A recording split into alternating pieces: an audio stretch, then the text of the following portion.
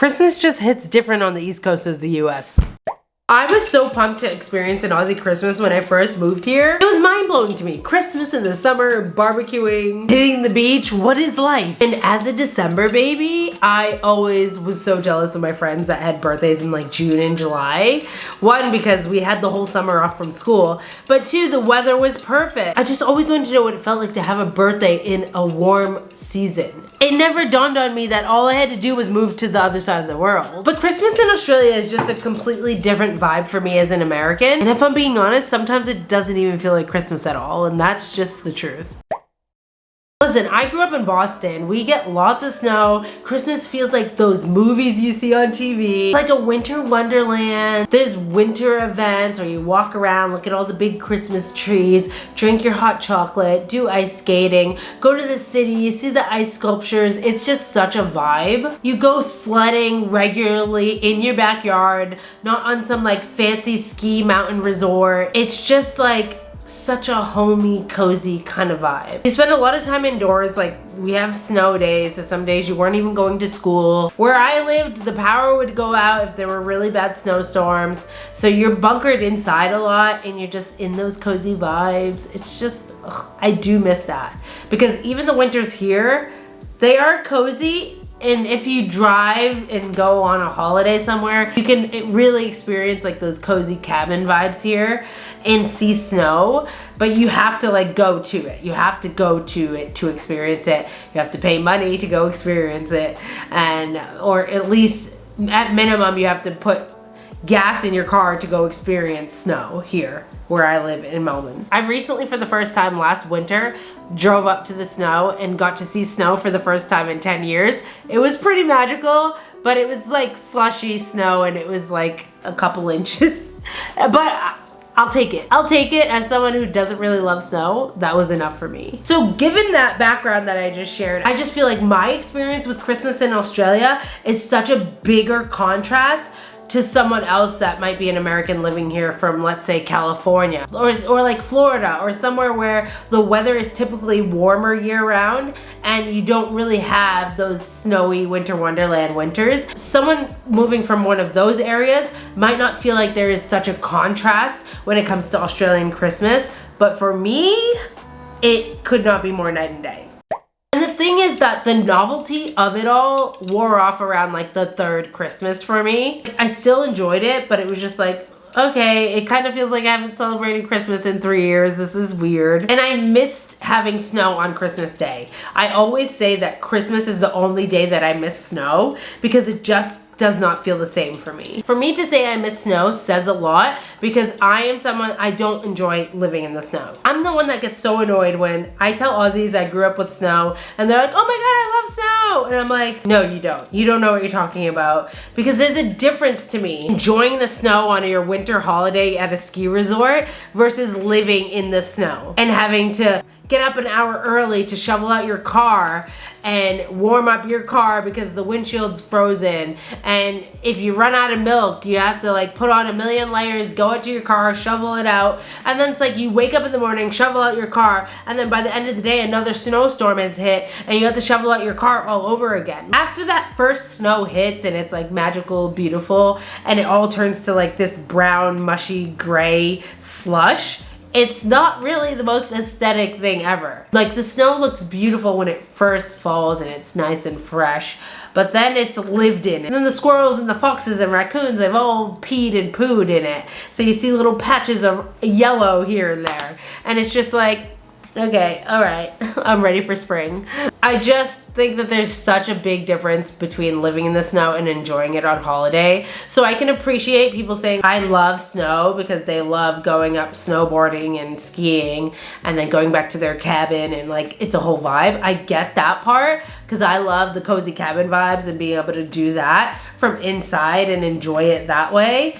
But when you're living in it and you have to do your day-to-day life in the snow, especially like when I lived in New York and I lived in an apartment building and like you have to leave your apartment to do your laundry. Like I'm telling you, like it is not always a vibe. Like everyone's like, oh, I would love that. I would love it. And I'm like, think about it. Think about everything that you have to do in your life. And obviously like the housing is different, but like it's not all it's cracked up to be, okay? Snow is amazing when you don't have to leave your house and you can enjoy it inside, unless you're someone that loves like skiing and snowboarding and all of those outdoor winter activities. But like, I love being able to enjoy winter inside with a hot drink. I don't want to have to go out into it unless I choose to go sledding or something like that. There's trees falling because the weight of the snow. There's branches falling. I remember driving home from work one day and there was just a tree in the middle of the road because the snow was so heavy. And then I got home and a branch fell right in front of me right before I hit the front door of my house. Like, it's getting dicey out there. I'm like, okay, I just want to be inside with the hot chocolate, thank you. It's just weird trying to get into the cozy winter spirit when it's 30 degrees outside and you just want to go down to the beach. My brain just does not register that as like the Christmas season. And so that's why I say it doesn't feel like I've celebrated Christmas in 10 years, because like, yes, I have the tree up, yes, we're opening the presents, but there's like a scientific thing that happens in my brain that like, if the weather is not the weather for Christmas, then it's not Christmas. I think I underestimated how much that would make a difference in my whole Christmas experience. So that is a little sad. I still do get a little sad over that, and it's just the homesickness part as well it brings out. I want to be baking cookies and drinking hot chocolate, and it just never seems fitting with the weather. I will say this spring's leading into summer has been very wet and overcast and cloudy, so it's giving like autumn cold kind of vibes. So that's kind of like making me feel like excited, because I'm like, ooh, it's like cozy, but also I'm like, oh, but then I like barely got a spring, so that's not fun because I love spring as well. So I find myself bouncing between like enjoying that spring is not springing and then feeling like I'm getting ripped off because spring is not springing. And it doesn't help that I have to watch all of my friends and family over in the US just in their ultimate cozy winter vibes, and I'm just like, I want that. But then when it's winter here, it's not Christmas, so it just feels like miserable winter. I mean, do I still do Christmas baking? You bet. But I won't lie, it definitely takes some of the magic out of it for me. And it makes me sad sometimes. It makes me really upset. The Christmas spirit here is just different, in my experience, because I feel like we have to say that these days or else people get so offended at everything. But I feel like people only really get into the Christmas spirit during the week of Christmas here. And like, that's just been my experience. You might experience different living here. Christmas Eve, Christmas Day, Boxing Day, they're really big, like, woo! But I don't know, I just feel like it's not as like of a season here. It's like in the US we had like the 25 Days of Christmas on ABC network, and it was just like this whole thing. It just always felt like a season. It's like a whole month of Christmas vibes. It's just like you're immersed in it for like the whole month. And I think that happens because we're rolling off the back of Thanksgiving in the US, and Thanksgiving obviously it doesn't exist here. So I think like in the US, like as soon as Halloween's over, you're already like in the festive vibe. You're like ready to go. So it's almost like 2 months of like festive vibes in the US versus here. I feel like Aussies get more excited over New Year's than Christmas, if I'm being honest. And I don't know, I feel like people are so busy here trying to get the end of the year over with so that they can go into holiday mode. You know, Aussies typically get more holiday time than Americans, and so they have like 4 weeks off and they don't go back to work till January. So I feel like they're more excited about like having the time off versus Christmas.